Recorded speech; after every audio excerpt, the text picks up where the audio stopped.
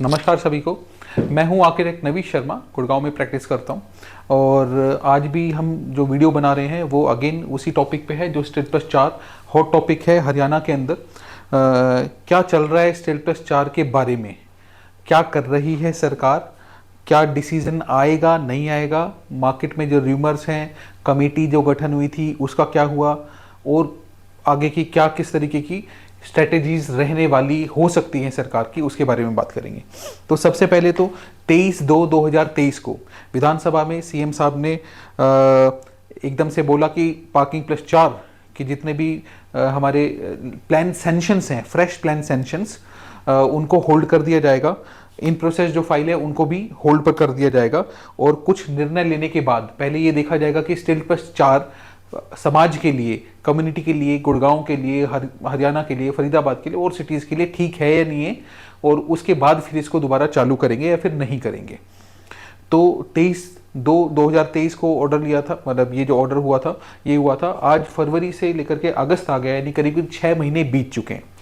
शुरुआती दौर में ऐसा लग रहा था कि 15-20 दिन के अंदर ही क्लियर हो जाएगा, और कमेटी का घोषणा कर दी थी सीएम साहब ने कि इससे कमेटी बनेगी और कमेटी इस चीज़ का फैसला लेकर के बताएगी और फिर हम इसको आगे लागू कर देंगे। तो सबसे पहली तो ये चीज़, अभी लोगों में काफ़ी र्यूमर्स फैल रहे हैं। लोग मुझे फ़ोन करते हैं और कहते हैं जी अब अलाउड हो चुका है। न्यूज़पेपर में कहीं उन्होंने पढ़ा और वो कहते हैं जी अब तो अलाउड हो चुका है, 12 मीटर पे खोल दिया तो हमारा नक्शा पास करा दो। काफ़ी लोगों को ऐसा लग रहा है कि हो चुका है, नहीं हुआ है, जो भी अखबारी बातें सुनते क्या होता है। तो आज अगस्त 2023 जो ख़त्म होने वाला है, आज 28 तारीख है, आज तक की अपडेट ये है कि अभी स्टेट+4 अलाउड नहीं हुआ है, वो होल्ड के ऊपर ही है। कब खुलेगा वो भगवान जाने या सीएम साहब जाने, सारी चीज़ अभी फिलहाल उन्हीं के पास ही है। सरकार को फैसला लेना है मेजरली, तो पता चलेगा। तो अभी अलाउड नहीं है, जब अलाउड होगा उसके बाद ही आप अपना स्टेट+4 फ्लोर का सेंशन करा सकते हैं। अभी अगर आप कराना चाहेंगे तो आप सिर्फ स्टेट+3 फ्लोर ही आप मैप सेंशन करा सकते हैं और बना सकते हैं। हाँ, ये जरूर है कि जो लोग स्टेट+3 बना रहे हैं और सरकार अगर चौथा फ्लोर खोल देती है तो मुझे लगता है ये प्रोविज़न जरूर होगा कि फिर वो अपने प्लान्स को रिवाइज करा सकते हैं और 4th फ्लोर को ऐड कर सकते हैं। उसके अंदर कुछ नए नियम आएंगे शायद से उनके साथ में। तो सबसे पहली बात तो अभी अलाउड नहीं है, इट इज ऑन होल्ड। दूसरा है कि कमेटी बनी थी बैन के कुछ ही समय के बाद, एक कमेटी बनी थी। उस कमेटी के जो हेड थे वो पी राघवेंद्र जी थे। उस कमेटी ने 16 हफ्तों का समय मांगा था कि 16 हफ्तों में वो एनालिसिस करेंगे, रिसर्च करेंगे, लोगों से सुझाव लेंगे। पोलिंग भी हुई थी और पोलिंग में 85% लोगों ने स्टेट+4 को सहमति दी थी कि वो बनना चाहिए। ऑल ओवर हरियाणा की ये पोलिंग थी। तो उस तरीके की चीज़ें हुई। हुड्डा से, HSVP, इसके अलग अलग डिपार्टमेंट से, MCD से, डिपार्टमेंट DTP से डाटाज लिए गए और सारा कुछ कलेक्ट करके 8 हफ्तों में नहीं और 1-2 हफ्ते और एक्स्ट्रा लेकर के 140 पन्नों की या फिर कुछ ऐसे एक अच्छी बड़ी रिपोर्ट बना करके सीएम ऑफिस में सीएम साहब को उन्होंने सबमिट भी कर दिया।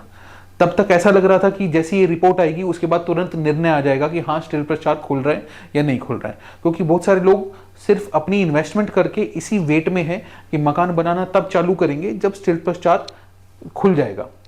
तो वो नहीं हुआ। कमेटी की रिपोर्ट भी सबमिट हो गई। जैसी कमेटी की रिपोर्ट सबमिट हुई तो कमेटी का रोल खत्म हो गया। कमेटी के पास जो लोग जाते थे पूछने के लिए, आपस में बातचीत करते थे, जी कमेटी की आने वाली रिपोर्ट आती पता चल जाएगा और खुल जाएगा या फिर कुछ भी डिसीजन आएगा उसके हिसाब से लोग अपना अपना प्लानिंग करते कि स्ट्रेटेजी बनाते कि अब उनको क्या करना है। तो वो नहीं हुआ। वो बॉल आ गई सिर्फ और सिर्फ पॉलिटिकल और सीएम साहब के हाथ में कि अब सीएम ऑफिस से डिसीजन होगा कि क्या करना है। अब इस बात को भी एटलीस्ट 2 महीना हो गए रिपोर्ट को सबमिट कराए हुए। कमेटी ने अपना काम कर दिया, रिपोर्ट सबमिट करा दी, लेकिन एक लंबी खामोशी है। वो ना जाने क्यों है, कब आएगा किसी को कोई नॉलेज नहीं है उस चीज़ की। हाँ, ये ज़रूर हुआ था कि र्यूमर्स जो हैं वो बहुत सारे फैले, एकदम से फैले। जैसी रिपोर्ट सबमिट हुई तो वो शायद से कुछ रिपोर्ट लीक हुई होगी सीएम ऑफिस से। तो न्यूज़पेपर में, अच्छे बड़े बड़े जो न्यूज़पेपर हैं, टाइम्स ऑफ इंडिया में, नवभारत टाइम्स में, अलग अलग न्यूज़पेपर में ये खबरें आई कि हाँ अब जो नए स्टेट+4 के अलाउड होंगे मकान बनने वो 12 मीटर रोड और उससे बड़ी रोडों पर अलाउड कर देगी सरकार। दूसरा ये आया कि हाँ नए सेक्टरों में, कुछ पुराने सेक्टरों का, नए सेक्टरों का चयन होगा कि ये पुराने सेक्टर हैं और वो नए सेक्टर हैं, और उसके अंदर नए सेक्टरों में अलाउड कर देंगे, पुराने सेक्टरों में नहीं करेंगे।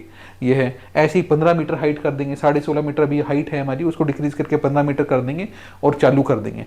कुछ लोगों ने इसी को सुन सुन करके ऐसा सोचा कि अब अलाउड हो गया है ये वाला है, लेकिन वो भी सिर्फ अखबारी बातें थी। शायद से जो सीएम ऑफिस से जो उन्होंने रिपोर्ट दी होगी कमेटी में, उनमें कुछ ये पॉइंट्स होंगे, उन्होंने उसको मार्क करके और ये अपनी खबरें छापी। ऐसा लगा कि अब जब न्यूज़पेपर ने इतना कुछ बोल दिया कि हाँ अब ऐसी ऐसी चीज़ों को आप करके हाइट डिक्रीज करके या फिर 12 मीटर से अबाव रोड पे, और ये अब शायद से आ जाएगा, लेकिन उस बात को भी बीते अब काफ़ी लंबा समय हो चुका है, लेकिन कोई निर्णय नहीं आया है फर्दर, अभी इंतजार चल रहा है। तो वो र्यूमर्स हैं जो, उन पे भी मैं कहूँगा लोगों से कि ध्यान ना दें। वो सिर्फ जब तक कोई एक ऑथराइज लेटर, कोई नोटिफिकेशन डीटीपी की, टीसीपी की साइट के ऊपर नहीं आती है, तब तक हमें इन सारी चीज़ों को सिर्फ एक अफवाह ही मानना चाहिए, ना जाने डिसीजन एक्चुअल क्या होगा। हालांकि ऐसा भी हुआ, कुछ लोगों ने जो ज़मीन खरीदना चाहते थे, उनके पास इन्वेस्टमेंट थी, उन्होंने इस चीज़ को सुन करके और 12 मीटर या फिर 12 मीटर से अबाव रोड्स के ऊपर चीज़ें खरीदना चालू की। जो उससे छोटे रोड हैं उसकी जो चीज़ें हैं वो स्टक हो गई। ऐसा भी लोग हैं, अभी भी कोई अगर इन्वेस्टर ज़मीन खरीदना चाहता है तो वो यही सोचता है कि 12 मीटर के ऊपर हो या फिर उससे ऊपर हो। तो इवेंचुअली ऐसी खबरों का आना कुछ लोगों के लिए बढ़िया भी हो जाता है, कुछ लोगों के लिए ख़राब भी हो जाता है। तो जो 12 मीटर से नीचे रोड है वो लोग घबरा गए हैं कि हमारा क्या होगा। तो ये चीज़ें, ये सब र्यूमर्स हैं। जब एक्चुअल आएगा नोटिफिकेशन, कोई लेटर आएगा, तभी इस चीज़ को सही मानना चाहिए। और वो लेटर कब आएगा वो सिर्फ और सिर्फ सीएम साहब के हाथ में। अब वो सीएम साहब कब उसको डिक्लेयर करते हैं वो वही जाने। हालांकि इतना लंबा समय तक उनको खामोश नहीं रहना चाहिए। हो सकता है कोई पॉलिटिकल मैटर हो सकता है कोई वो एक्चुअल में समाज हित के लिए सोच रहे हो। बीजेपी सरकार एक अच्छी सरकार है, डेवलपमेंट पे हमेशा से ध्यान देती है, लेकिन कोई पॉलिसी जो रनिंग पॉलिसी हो उसको एकदम से बंद करना और इतने समय तक होल्ड करना ठीक नहीं है। समाज की अपनी अर्थव्यवस्था खराब हो जाती है। एक एक आदमी जो है वो, सीएम साहब आपकी प्रजा का एक सदस्य है, एक व्यक्ति है। हर एक व्यक्ति की तकलीफ आपको नोटिस करनी चाहिए और उसको सोल्व करना चाहिए।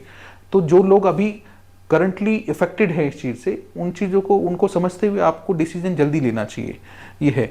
अब उसमें जो चौथी बात आती है वो है स्टक केसेस। अब स्टेट प्लस 3 होगा या स्टेट प्लस 4 होगा, कुछ भी हो, जो होगा सरकार सोचेगी वो समाज हित में ही सोचेगी और अच्छा सोचेगी। स्टेट प्लस 3 लाती है तो स्टेट प्लस 3 लाए, लेकिन जल्दी लाए, ताकि जो लोग अभी निर्णय जिनको लेना है, जिन्होंने इन्वेस्टमेंट की हुई है, अगर वो कहीं फंसे हुए हैं तो वो उससे बाहर निकले। वो तभी बाहर होंगे जब एक डिसीजन आ जाएगा। और वेट तो किसी चीज़ का करना ही नहीं चाहिए, क्योंकि अब जब कमेटी ने ही रिपोर्ट दे दी है, ये है, तो अब किस चीज़ का वेट है? तुरंत इस फैसले को लेना चाहिए। क्या है, अभी बहुत सारे केसेस हैं जो स्टक हैं, और आपको ऐसा लगता है, सरकार को ऐसा लगता है कि हम और समय लेंगे और सोचेंगे, तो उस सोचने में आप पूरा समय लीजिए, जितना भी आपको समय लेना है। लेकिन जो स्टक केसेस हैं वो काफ़ी सारे केसेस हैं, लेकिन उतने केसेस नहीं है कि जिनके सुलझने से किसी को नुकसान हो, समाज में किसी को नुकसान हो। जैसे कि मैं आपको बताता हूँ कि काफ़ी सारे ऐसे केसेस हैं जिन लोगों ने पार्किंग प्लस 2 मंजिल का नक्शा पास कराया था, लेकिन एक सुविधा सरकार की तरफ से, एक पॉलिसी जिसमें कंपाउंडिंग पॉलिसी जिसको बोलते हैं, जिसके तहत आदमी बाकी के 2 मंजिल बना करके बिना नक्शा पास कराए और अपना ओसी ले सकता है, बिल्डिंग की पेनल्टी, कंपाउंडिंग पेनल्टी पे करके। ऐसा हमेशा से लोग करते आ रहे थे, अब भी उन्होंने ऐसा सोचा कि हम ऐसा करेंगे। उन्होंने बिल्डिंग अपनी पार्किंग प्लस 4 मंजिल बना दी और उन्होंने सोचा जब हम ओसी लेंगे तो कंपाउंडिंग का पैसा भर देंगे, साथ में हमारा काम हो जाएगा। लेकिन उनके जो केसेस हैं वो स्टक हो गए, क्योंकि उन्होंने जो नक्शा पास कराया था पार्किंग प्लस 2 है, मौके के ऊपर बिल्डिंग पार्किंग प्लस 4 है। अब ऐसा तो है नहीं कि एक कंप्लीटेड बिल्डिंग का एक पूरी छत तोड़ करके, एक फ्लोर तोड़ करके व्यक्ति अपना नुकसान करेगा और फिर अब वो स्टेट प्लस 3 के हिसाब से ओसी लेगा। फिर पता चलता है आपने 2 महीने बाद कह दिया हाँ स्टेट प्लस 4 अब अलाउड है, तो वो नुकसान उसका होगा। तो वो स्टक केसेज है, उनको आप देख करके, आप उनको पॉइंट आउट करके, उनको पहचान करके आप उनको ओसी दे सकते हैं। जो बिल्डिंग 4 मंजिल बन गई है उसको ओसी देने में कोई भी नुकसान नहीं है, ऑलरेडी बन गई है, वो तोड़ेगा थोड़ी ना उसको। हमने क्यों उसको उलझाया हुआ है? उसकी इन्वेस्टमेंट, उसको शिफ्ट करना है मकान के अंदर, वो सारा 6 महीनों से वो परेशान है। ऐसे केसेस 100, 200, 500 होंगे। आप उनके लिए एक क्विकली एक विंडो खोल सकते हैं कि एक हफ्ते के लिए जी विंडो खोल दिए, तुरंत जैसे भी जो भी ये केसेस हैं वो अपनी फाइल लगाएं। एक हफ्ते में कोई व्यक्ति चौथी मंजिल नहीं डाल सकता है, उसकी स्लैब नहीं खोल सकता, उसको फिनिश नहीं कर सकता है। तो वो जो ट्रू केसेस हैं वही इस चीज़ के लिए अप्लाई कर पाएंगे और अपना काम कर पाएंगे वो हैं। तो ऐसे केसेस को आपको नोटिस करके और उन लोगों को बचाना चाहिए, एक तरह से उन लोगों को इस चीज़ से, उलझन से निकालना चाहिए। दूसरे ऐसे भी केसेस हैं जो इन प्रोसेस जिनके नक्शे लगे हुए थे। अब अलग अलग डिपार्टमेंट है, एमसीजी एक डिपार्टमेंट है, आपका आपका डीटीपी एक डिपार्टमेंट है, हुड्डा एक डिपार्टमेंट है, अलग अलग डिपार्टमेंट है। 23 तारीख से पहले अगर 23 तारीख को या 22 तारीख को एक भी नक्शा पास हुआ है और उसके अकॉर्डिंग मकान बन रहा है मौके पे, तो उससे पहले जितने भी लोगों ने अपने नक्शे लगाए हैं, इन प्रोसेस थे, उनका अधिकार बन जाता है कि उनका भी नक्शा पास और वो बना पाए। क्योंकि अगर कोई व्यक्ति 22 तारीख को अप्रूवल लेकर के आज मकान बना रहा है और ऐसा ही हुड्डा के अंदर किसी व्यक्ति ने जनवरी के अंदर अपनी फाइल डाली थी नक्शे पास की और उसकी इन प्रोसेस में थी, होने वाली थी, स्क्रूटनी वगैरह सब हो चुकी थी, एफआईआर वो पे कर चुका था, लेकिन उसको रिजेक्ट कर दिया, तो वो जस्टिस नहीं है।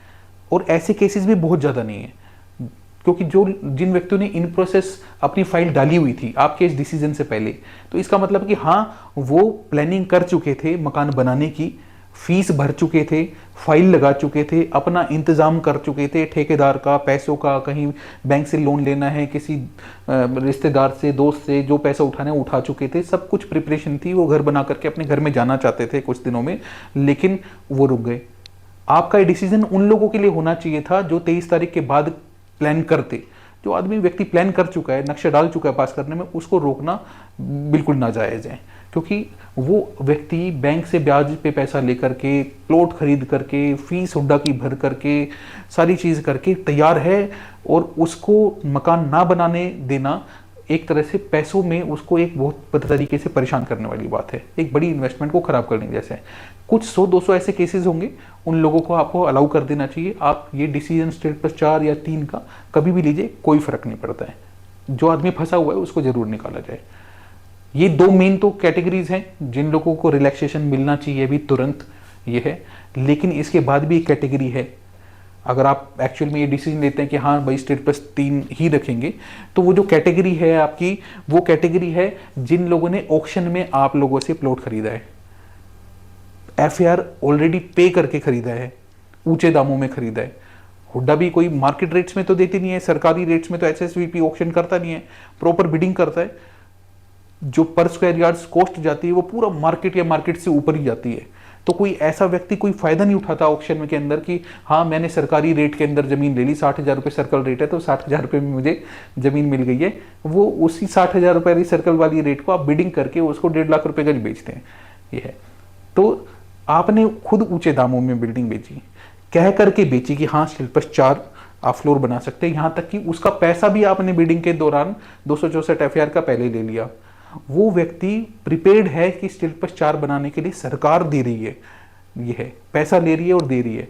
उन लोगों को ना बनाने देना एक तरह से बड़ा सरकारी धोखा टाइप है कि आपने खुलेआम धोखा दे दिया लोगों को कि हाँ अब नहीं बना पाएंगे, हमने पैसा ले लिया, अब बात गई रात गई और अब आप मकान नहीं बना पाएंगे पार्किंग प्लस 4। तो उन लोगों को अलाउ करना। अब जिन लोगों ने एचएसवीपी से ऑक्शन में खरीदी है और उनका बनाने का पूरा अधिकार है स्टेट प्लस 4, तो ऐसे ही उन लोगों का भी अधिकार है जिन्होंने गए 2 साल में 3 साल में बड़े रेटों के अंदर, साधारण रीसेल के अंदर या फिर कॉलोनीज के अंदर जमीन खरीदी है उतनी पैसों में, उन्होंने भी सेम ही चीज सोच करके खरीदे कि हाँ हम बड़े दामों में खरीद रहे हैं, हम 4 फ्लोर के हिसाब से खरीद रहे हैं, तो 4 लोग शिफ्ट होंगे। ये है, 4 दोस्तों ने मिलकर के जमीन खरीदी है, एक फ्लोर सब ले लेंगे। ये है, परिवार में चाचा ने और 2 भाइयों ने मिलकर खरीदे और उनके 2 परिवार शिफ्ट होंगे। किसी ने ऐसा सोचा कि हाँ 2 फ्लोर पे मैं शिफ्ट होऊंगा, 2 रेंट दूंगा, मल्टीपल हैं। सब अपने पैसों का, इन्वेस्टमेंट का सही देख करके कि मैं किस तरीके से उसको इन्वेस्ट कर रहा हूँ, वो उन्होंने इस चीज़ में पैसा लगाया है। अब वो नहीं बना पाएंगे तो उनको मॉनेटरी वाइज बहुत पैसों का नुकसान होगा, और ये जो पैसों का नुकसान है, ये पैसों का नुकसान आम आदमी के लिए एक हार्ट ब्रेकिंग चीज़ होती है। उसकी जिंदगी भर की जो कमाई है वो धरी की धरी रह जाती है। ये है, अब जिन 4 लोगों ने मिलकर के एक प्लॉट खरीदा है कि एक फ्लोर खरीदेंगे, वो कहीं के नहीं रहे।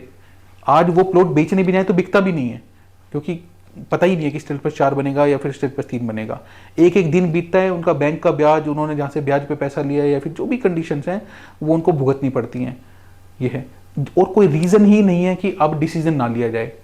कोई ऐसा रीज़न हो कि हाँ कमेटी दोबारा उसके ऊपर जांच कर रही है, कुछ कर रही है, सारी चीज़ें स्पष्ट है। या तो स्टेटस 3 कीजिए, 4 कीजिए। होल्ड किस लिए किया हुआ है, इसको आपको जल्दी से निवारण इस चीज़ का करना चाहिए। तो ये स्टक केसेस हैं। ऐसे लास्ट ये जो 4 स्टक केसेस हमने बताए, जो लोग मकान बनाना, जिन्होंने बना लिया है 4 मंजिल, या फिर जो उन्होंने इन प्रोसेस में डाली हुई है, या फिर इस तरीके जो केसेस हैं, उनको आप जल्दी से जल्दी सॉर्ट आउट करें ताकि एक सामाजिक कल्याण, समाज का हित हो सके। ये है वीडियो बनाने का सिर्फ मोटिव यही था कि सब कुछ स्टॉप है, कोई इस बारे में बात ही नहीं कर रहा है। पता नहीं आप सीएम है, सीएम साहब सरकार है जो व्यस्त रहती है और बहुत सारे मुद्दे उनके पास रहती है, और जब तक कोई आवाज़ नहीं उठाता, कोई बात नहीं पहुंचाता अपनी, तो हो सकता है असर ना पड़ता हो। ये है ग्राउंड रियलिटी, ये है आपको बतानी जरूरी है।